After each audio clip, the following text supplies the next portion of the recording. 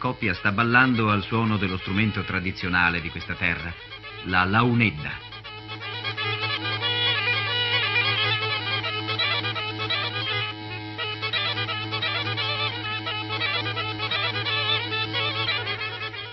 La launedda è uno strumento antichissimo. Ha un suono continuo, perciò il suonatore deve avere sempre una provvista di fiato nella bocca.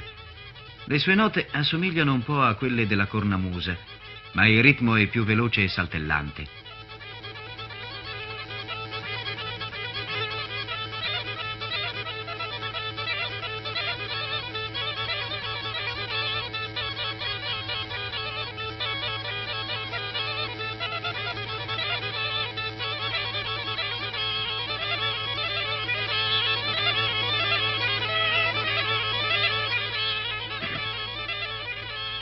Nelle catacombe della vicina chiesa parrocchiale di Sant'Antioco troviamo un bassorilievo antichissimo.